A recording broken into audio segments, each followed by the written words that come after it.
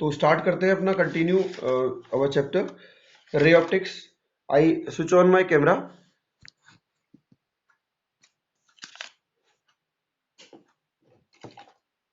Is everything clear to you? आपको जो दिखाई दे रहा है मेरी स्क्रीन?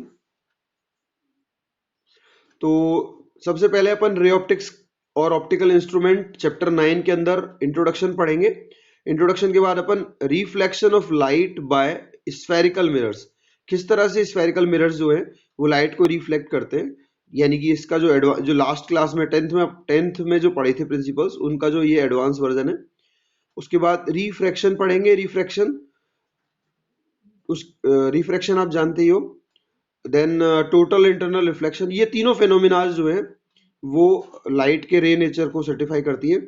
फिर उसके बाद refraction at spherical surfaces and by lens, refraction through the prism, dispersion by the prism and कुछ नेचुरल फेनोमिनाज जो सनलाइट की होती है। उसके बाद अपन ऑप्टिकल इंस्ट्रूमेंट पे आ जाएंगे। तो ये अपना जो है वो स्टार्टिंग है।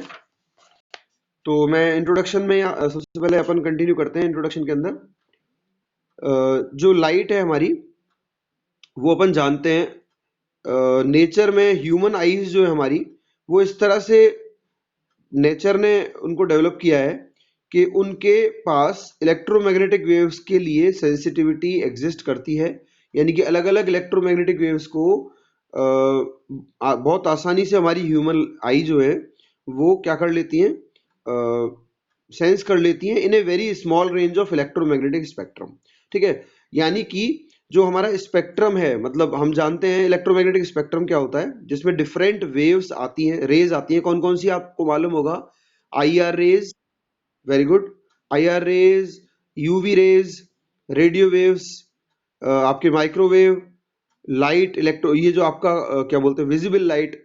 तो इन सभी बहुत सारी एक बड़ी रेंज है हमारे पास इलेक्ट्रोमैग्नेटिक वेव्स की। उनमें से स्पेशली या अपन बोल सकते हैं पर्टिकुलरली 400 नैनोमीटर वेवलेंथ से लेकर 750 नैनोमीटर वेवलेंथ तक का जो पोर्शन है हमारे ईएम स्पेक्ट्रम में, उसको हम लाइट कहते हैं, विजिबल लाइट। और उस विजिबल लाइट के प्रति ही हमारी आंखें क्या है, सेंसिटिव है। बाकी रेज हम नहीं देख सकते, लेकिन जो आपका विजिबल लाइट है उसको बहुत आसानी से हम लोग क्या कर सकते हैं, डिफरेंशिएट कर सकती हैं हमारी आईज। तो बाकी जो जितनी भी वेव्स हैं, आपको मालूम होगा, radio waves, UV rays, microwave, IR rays, इनको हम नहीं देख सकते, हमारी आंखें इनको सेंस नहीं कर सकती हैं। बाकी विजिबल स्पेक्ट्रम या विजिबल रीजन, ये वाला जो मैंने बताया, इसमें ही हमारी आईज क्या करती है, सेंस करती है। It is mainly through the light and sense of vision that we know the interpret the world. हमारे चारों तरफ जो भी वर्ल्ड है हम इसी से समझते हैं और देखते हैं। उसके अलावा हमने देखा कि दो चीजें हमने सीखी हैं अब तक अपने कॉमन एक्सपीरियंस से। पहली तो ये कि जो लाइट है वो इनॉर्मस स्पीड पे ट्रेवल करती है। ठीक है, इनॉर्मस स्पीड मतलब आपको मालूम है 3 × 10⁸ मीटर पर सेकेंड, यानी कि 3 लाख किलोमीटर पर सेकेंड की स्पीड से लाइट ट्रेवल करती है। बहुत बड़ी स्पीड है ये। और दूसरा हमने ये सीखा कि लाइट जो है वो हमेशा स्ट्रेट लाइन में ट्रेवल करती है। अभी तक हमने जो ये सीखे प्रिंसिपल्स, उनमें ये दो प्रिंसिपल्स हैं। उसके बाद लोगों को काफी समय लग गया लाइट की स्पीड को ये रियलाइज करने के लिए कि लाइट की स्पीड एक फाइनाइट वैल्यू है और मेजर की जा सकती है। स्टार्टिंग में लोगों को लगता था कि ये एक इनफाइनाइट वैल्यू है जिसको मेजर करना पॉसिबल नहीं है, पर धीरे धीरे करके in due course of time we get to know कि इसकी speed 2.9979 dash dash multiply by 10⁸ metre per second होता है। ये मोस्ट एक्यूरेट वैल्यू है। इसको हम राउंड ऑफ करके 3 × 10⁸ मीटर पर सेकंड लिख देते हैं। तो बहुत सारे पर्पस के लिए हम लाइट की स्पीड को इतना ले लेते हैं जो लिखा हुआ है राउंड ऑफ करके। लेकिन स्पीड ऑफ लाइट जो वैल्यू ये आ रही है, ये वैक्यूम में है और ये वैल्यू नेचर में हाईएस्ट अटेनेबल है। इससे ऊपर नेचर में लाइट की स्पीड एग्जिस्ट नहीं करती है। तो आप ध्यान रखिएगा, लाइट की स्पीड अलग अलग मीडियम में अलग अलग होती है, जिसमें से वैक्यूम के अंदर जहां पर मीडियम नहीं है वहां पर लाइट की स्पीड मैक्सिमम होती है, जिसकी वैल्यू 3 × 10⁸ मीटर पर सेकेंड है। In rest of the medium light attain A value lesser than this value, यानी कि बाकी सारे मीडियम्स में उसकी स्पीड 3 × 10⁸ मीटर पर सेकेंड से कम ही रहती है। ठीक है, इसके बाद अपन आगे चलते हैं। उसके बाद अपन बात करें कि जो लाइट है वो स्ट्रेट लाइन में ट्रेवल करती है। जो हमारा ये जो नोशन, ये हमारी थिंकिंग है, ये जो हमारी जानकारी है, ये कुछ चीजों में कुछ जगह पर हमको कॉन्ट्रडिक्ट होती हुई लगेगी, मतलब हमको लगेगा कि ये प्रिंसिपल कहीं ना कहीं गलती हो सकती है इसमें, या फिर हमको लगेगा कुछ चीजें हमारी छूट रही हैं इसमें बीच में। तो आप देखो, इसमें अपन पढ़ सकते हैं light travel in straight line seem to contradict what we have learned in chapter 8। Chapter 8 में आप जो है वो लाइट का इलेक्ट्रोमैग्नेटिक वेव के बारे में पढ़ा था, और इलेक्ट्रोमैग्नेटिक, क्योंकि हम पढ़ चुके हैं लाइट एक इलेक्ट्रोमैग्नेटिक वेव है, तो वेव प्रिंसिपल पर चलनी चाहिए। वेव जैसे साइनसोइडल वेव्स मैंने आपको अल्टरनेटिंग करंट में भी बताई थी, उस टाइप के पैटर्न में अगर कोई वेव चलती है तो वो फिर स्ट्रेट लाइन मोशन नहीं कहा जाएगा। तो एक्चुअली अब तक जो चीज समझी जाती थी वो यही थी कि लाइट स्ट्रेट लाइन में चलती है, लेकिन बाद में पार्टिकल नेचर के साथ में वेव नेचर को भी डिफाइन किया गया, तो पता चला कि लाइट स्ट्रेट कुछ फिनोमिनाज ऐसा शो करता है जैसा कि स्ट्रेट लाइन मोशन के द्वारा हो सकता है जो पॉसिबल, और कुछ फिनोमिना जो है वेव नेचर के द्वारा पॉसिबल, जैसे मैंने पहले बताया। तो आप ये कह सकते हो कि sir what is the reason for it कि लाइट स्ट्रेट लाइन भी फॉलो कर रहा है और लाइट एक वेव के रूप में भी अपन इसको बोल रहे हैं। उसका रीजन ये है कि लाइट का जो साइज है वेवलेंथ का इतना छोटा है कि अगर अपन उस माइन्यूटनेस में जाएं, मतलब अगर अपन उस उतने छोटे उसमें चले जाएं, स्केल पे चले जाएं, तो हमें पता चलेगा कि लाइट प्रॉपरली एक वेव के रूप में दिखाई देगी, और लाइट एक साइनसोइडल वेव जैसा अपन ने पहले पढ़ा था उस टाइप का कोई वेव फॉर्मेट बनेगा। लेकिन अपन थोड़ा सा अगर अपन बड़े स्केल पे या नॉर्मल स्केल पे आ जाते हैं, तो वो जो उसकी माइन्यूटनेस है, वो जो उसका छोटा जो साइज है वेव का, वो आपको अप्रोक्सीमेटली स्ट्रेट लाइन की तरह बिहेव करेगा, वो आपको अप्रोक्सीमेटली स्ट्रेट लाइन की तरह से ही दिखाई देगा। तो जैसे मैं आपको एक छोटा सा एक प्रैक्टिकल एग्जांपल देके समझाता हूँ, शायद आपको ये जल्दी समझ में आ जाएगा प्रैक्टिकल एग्जांपल से। मैं आपको एक छोटा सा एग्जांपल देता हूँ, आप ये आप देखिएगा। इसमें ये मैंने एक क्या बनाया है, रे डायग्राम बनाया है मैंने, एक मतलब सॉरी लाइट का वेव बनाया है। I have represented light as a wave. तो आपको ये दिख रहा है मेरा वेव सब। अब ये लाइट आपको क्लियरली वेव के फॉर्म में मूव करती हुई दिख रही है, लेकिन जैसे जैसे मैं इसको दूर लेके जाऊंगा, मतलब अभी यहाँ पे तो कैमरे को दूर लेके जाने में आपका जो विजिबिलिटी है वो नॉन क्लियर हो जाएगा, लेकिन अगर अपन इसको बहुत दूर से देख रहे होते तो शायद इसके जो कर्व्स है वो हमको दिखने में इतना क्लियरली नहीं। हाँ, बिल्कुल। तो जैसे जैसे अपन इसको डिस्टेंस से देखते चले जाएंगे, वैसे वैसे कर्वनेस गायब हो जाएगी और हमको ये स्ट्रेट लाइन के तौर पे ये एक लाइन दिखेगी। तो यही रीजन है कि बड़े स्केल पे जब अपन बात करते हैं, तो जो बड़े स्केल की फिनोमिनाज है उनमें लाइट जो है वो स्ट्रेट लाइन की तरह से हम स्टडी करनी पड़ता है, और जो भी छोटे स्केल की फिनोमिना है, या फिर अपन बोल सकते हैं कि जो अदर फिनोमिनाज है जिनमें के वेव के नेचर के तौर पे माइन्यूट जो चीजें ऑब्जर्व करते हैं, उसमें अपन उसको वेव मानते हैं। तो इसके आगे अपन आगे चलते हैं। ये है ये wave the wavelength of light is very small. इसका आंसर दे रहे हैं अपन, जो मैंने बोला है वही चीज लिखी हुई है इसमें। Wavelength of light is very small as compare to the size of the ordinary objects. ठीक है, वी एनकाउंटर कॉमनली, हम जितने भी कॉमन अपनी डेली लाइफ में जो सामान हमारे सामने जो आते हैं, इंस्ट्रूमेंट्स आते हैं, जो ऑर्डिनरी ऑब्जेक्ट्स आते हैं, उनके मुकाबले लाइट की वेवलेंथ बहुत छोटी है। तो इस सिचुएशन में लाइट वेव जो है वो can be consider to travel from one point to another along a straight line. इसलिए हम क्या है, एक जगह से दूसरी जगह जब लाइट रे जाती है और वो बहुत ज्यादा छोटे साइज में एक वेव है, छोटे साइज की वेव है, तो उसको फॉर लॉन्ग लेंथ हम एक स्ट्रेट लाइन मूवमेंट ले सकते हैं। The path is said to be can be called as ray of light. इसके पाथ को अपन रे मान सकते हैं। And a bundle of such rays constitute a beam of light. हम जानते हैं बंडल ऑफ रेज को बीम कहते हैं। तो ये जो मैंने एक्सप्लेन किया था वही इसमें बताया है। तो अपन आगे चलते हैं। We consider the phenomena of reflection, refraction, dispersion. ये सारी फिनोमिना जो बताई है मैंने वो रे पिक्चर ऑफ लाइट से ही एक्सप्लेन होंगी। और इसके अलावा हम इन्हीं बेसिक लॉज को, जैसे रिफ्लेक्शन और रिफ्रैक्शन के जो बेसिक लॉज हैं, आपने पढ़ा होगा laws of reflection and laws of refraction in जो क्लास 10th, उनको अपन बहुत आसानी से इस प्रिंसिपल से समझ सकते हैं। We shall study the image formation by plane and spherical reflecting surfaces. तो हम इन सब चीजों को इन प्रिंसिपल से क्लियर करेंगे। उसके बाद हम कुछ इंपॉर्टेंट इंस्ट्रूमेंट्स या ह्यूमन आई, इन सब चीजों के बारे में अपन डिस्कस करेंगे। तो ये देखो इसमें बताया अब ये particle model of light. Particle model of light ये न्यूटन के फंडामेंटल कॉन्ट्रीब्यूशंस का एक पार्ट है। और इसके अलावा बहुत सारे दूसरे लोगों ने भी इसकी स्टडी की थी।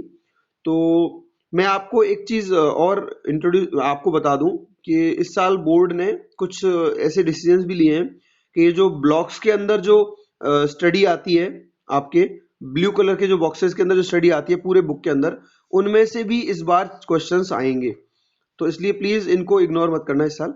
This is very important thing कि इस साल अगर इस बॉक्स में क्वेश्चन आएगा तो इनको आपको पूरा पढ़ना है ना। तो इसमें आप ये समझ सकते हो कि इसमें हिस्ट्री बताई है कि न्यूटन का पहले कंट्रीब्यूशन था मैकेनिक्स के लिए, मैथ्स के लिए, ग्रेविटेशन के लिए। इसके अलावा इसने लाइट के ऊपर भी स्टडी करी थी।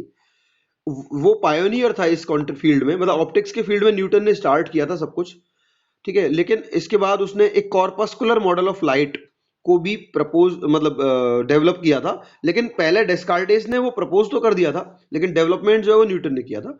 उसने एज्यूम किया था कि लाइट एनर्जी जो है वो एक टिनी पार्टिकल्स की मतलब ये जो है वो टिनी पार्टिकल्स का कंसंट्रेशन है। टिनी बहुत छोटे छोटे पार्टिकल्स इकट्ठे होकर के लाइट एनर्जी को बनाते हैं, उनको अपन कॉर्पस्कल्स कहते हैं। जैसा आपने पढ़ा होगा ब्लड के अंदर जो रेड ब्लड कॉर्पस्कल्स होती हैं, जो रेड ब्लड सेल्स होती हैं, उसको आरबीसी को रेड ब्लड कॉर्पस्कल भी कहते हैं। बहुत छोटे साइज की जो सेल्स जैसा कोई स्ट्रक्चर होता है उसको कॉर्पस्कल कहते हैं अपन। तो उन कॉर्पस्कल्स का ही नाम यहाँ पे भी दे दिया इन्होंने कि light is composed up of very very tiny particles called corpuscles of light, ठीक है। ये सब कुछ उसका एजम्पशन था। उसने उसके बाद कहा कि जो कॉर्पस्कल ऑफ लाइट है वो मासलेस इलास्टिक पार्टिकल्स होते हैं। मासलेस मतलब उनका ना के बराबर मास होता है, और इलास्टिक पार्टिकल्स यानी कि वो टकराने के बाद रिबाउंड करते हैं। आपको पता है इलास्टिक पार्टिकल कौन से होते हैं, जो इलास्टिक कोलिजन में भी मतलब इलास्टिक कोलिजन करते हैं। इन सब चीजों से मैकेनिक्स की अंडरस्टैंडिंग के साथ वो एक सिंपल मॉडल ऑफ रिफ्लेक्शन और रिफ्रैक्शन लेके आया।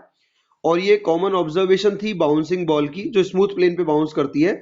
तो वो जिस प्रकार से बॉल स्मूथ प्लेन पे बाउंस करती है, क्या लॉज ऑफ रिफ्लेक्शन को फॉलो करते हुए, उसी तरह से उसने भी लाइट के पाथ को एज्यूम किया, ये समझा।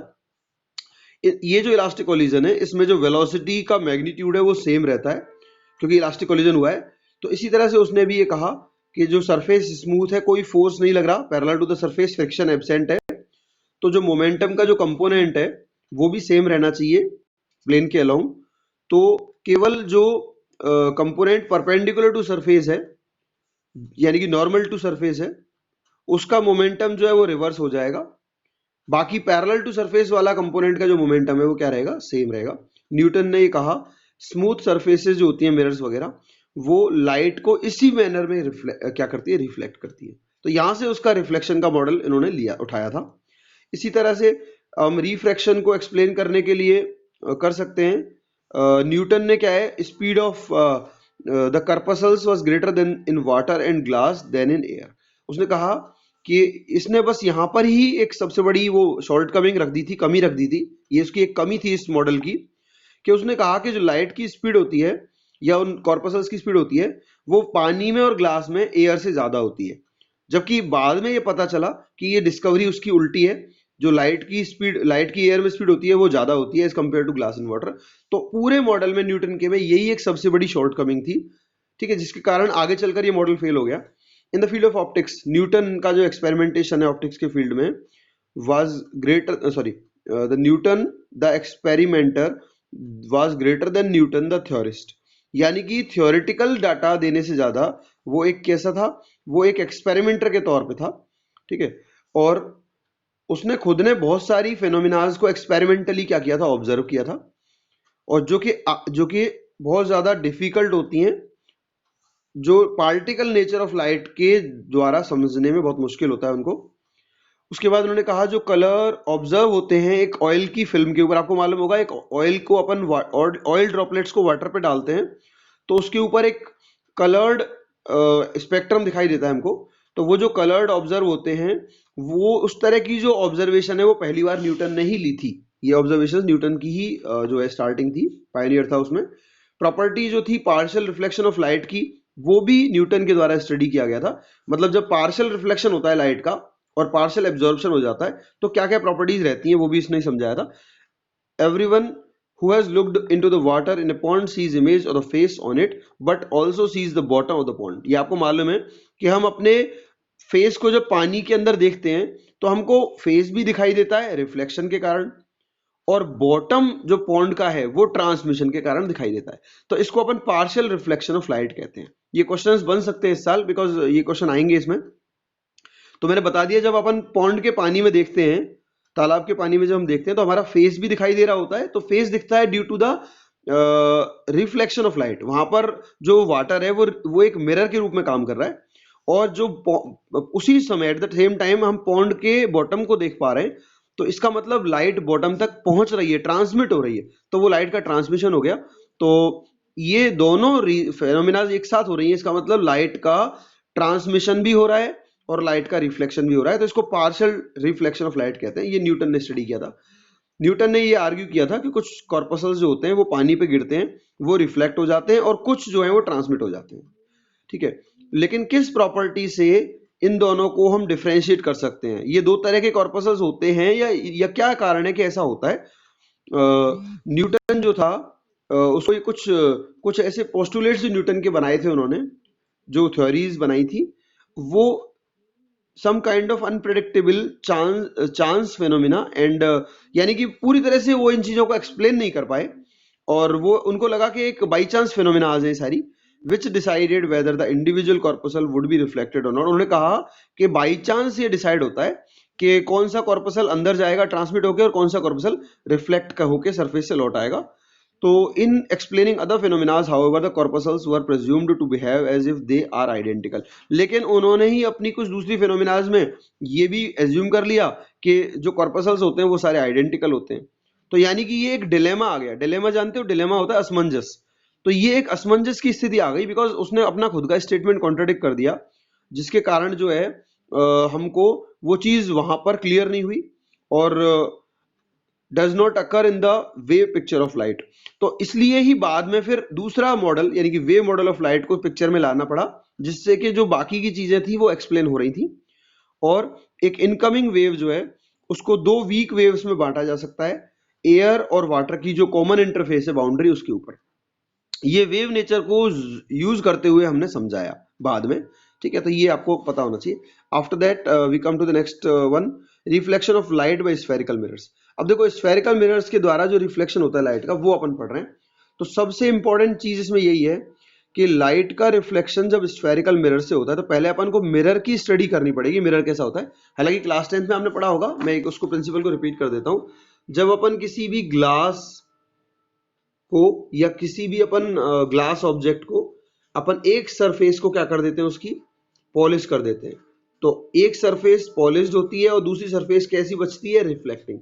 ये वाली सरफेस जो है वो रिफ्लेक्टिंग सरफेस कहलाती है, आपको याद होगा, हमने क्लास 10 में पढ़े हैं प्रिंसिपल्स। और ये वाली सरफेस जो है वो पॉलिश्ड सरफेस कहलाती है। तो इट बिकम्स ए ग्लास। ठीक है ना? तो अब ये, sorry, it becomes a mirror now. तो अब ये किसी भी ट्रांसपेरेंट ग्लास में जब एक साइड पॉलिश कर दी जाती है किसी भी फ्लोरोसेंट मटेरियल से, जो वैसे तो चमकीला मटेरियल है लेकिन वो ओपेक है, मतलब उसमें से लाइट ट्रांसमिट नहीं हो सकती, ओपेक मटेरियल है, तो ओपेक भी हो और चमकीला भी हो, तो ऐसे मटेरियल से जब पॉलिश किया जाता है तो ये क्या बन जाता है? ये मिरर बन जाता है। तो अब इसमें अपन आ जाते हैं। इसमें मिरर का जो शेप है वो स्फेरिकल जो है वो लिया गया है स्टडी में। तो now we study the reflection of light by spherical mirrors. ठीक है, अपन जानते हैं लॉज ऑफ रिफ्लेक्शन से फैमिलियर है। एंगल ऑफ रिफ्लेक्शन जो है वो रिफ्लेक्टेड, हाँ नहीं, इसमें जो स्टडी वो डेफिनेशन बताइए। एंगल ऑफ रिफ्लेक्शन जो है वो रिफ्लेक्टेड रे और नॉर्मल के बीच का जो वो होता है, क्या बोलते हैं, एंगल होता है। सॉरी, मैं एक मिनट दोबारा से बता दूं, मैं आपको इसमें डायग्राम बना दूं। हालांकि ये सब चीजें जानते हो आप, पर क्योंकि इसमें आई है तो मैं एक बार एक्सप्लेन कर लेता हूँ। ये लाइट जब आती है तो इसी एंगल पे, जितने एंगल पे लाइट आती है उतने एंगल पे लाइट क्या हो जाती है? वापस रिटर्न बैक होती है।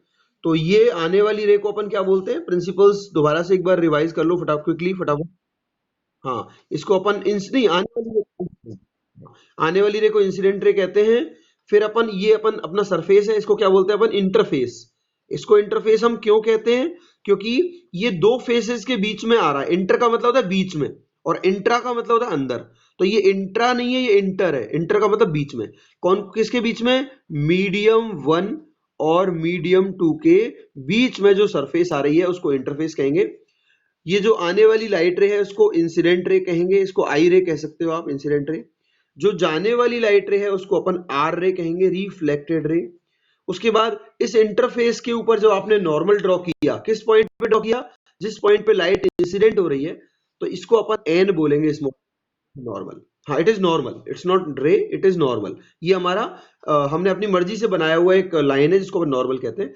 नॉर्मल इसलिए बोलते हैं बिकॉज ये जो है पूरा एंगल, कहाँ, ये जो कंप्लीट एंगल है, मतलब इस नॉर्मल का इंटरफेस के साथ जो एंगल बन रहा है वो 90 डिग्री बन रहा है।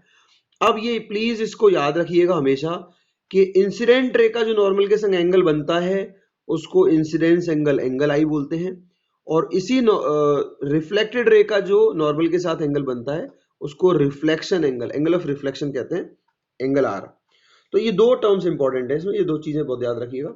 तो ये दोनों ही एंगल्स ध्यान रखिएगा, रेज का जो दोनों ही एंगल्स हैं वो दोनों ही नॉर्मल के साथ ही बन रहे हैं, ठीक है। गलती से भी सरफेस के साथ मत बनाना इसको, जो एंगल्स बनते हैं वो किसके, नॉर्मल के साथ बनते हैं।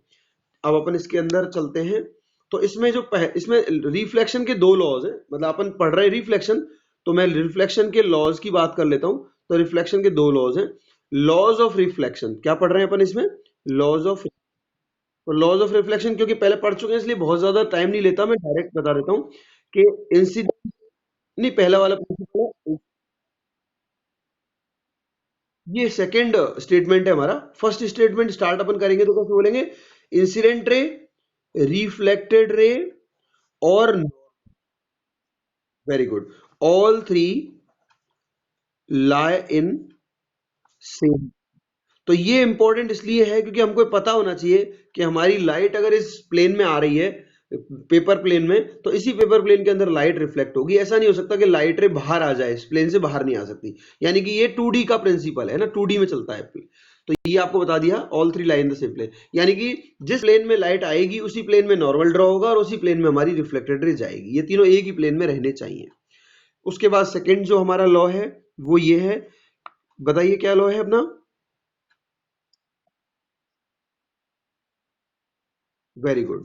इसको अपन बोल सकते हैं angle of incidence is equal to angle of reflection, यानी कि जो भी हमारे आने वाली लाइट रे का जो एंगल है वो जाने वाली लाइट रे का जो एंगल है वो दोनों बराबर होने चाहिए, ठीक है। जो एंगल आने वाली लाइट रे का नॉर्मल के साथ बन रहा है वही एंगल जाने वाली लाइट रे का नॉर्मल के साथ बनना चाहिए। तो ये angle I equals to angle R जो है वो अपना सेकंड लॉ स्टेटमेंट है लॉ का। तो ये दो लॉज ऑफ रिफ्लेक्शन कहलाते हैं। अब वापस से अपन अपने टॉपिक पे आते हैं, coming back to the topic. इसमें ये दिया हुआ है कि ये जो लॉज है वो हर पॉइंट पर, रिफ्लेक्टिंग सरफेस के हर पॉइंट पर वैलिड है, चाहे वो सरफेस प्लेन हो चाहे वो कर्व्ड हो, दोनों पे, ठीक है। लेकिन फिर भी हम अपनी स्टडी को रेस्ट्रिक्ट करेंगे केवल कर्व्ड सरफेसेस के लिए, यानी कि स्फेरिकल सरफेसेस के लिए, क्योंकि बहुत ज्यादा प्लेन सरफेसेस से रिफ्लेक्शन हमारे अभी इसमें नहीं है, एनसीईआरटी सिलेबस में नहीं है। हमारे जो सिलेबस में है वो reflection through the spherical surfaces पर लिमिटेड है हमारी स्टडी।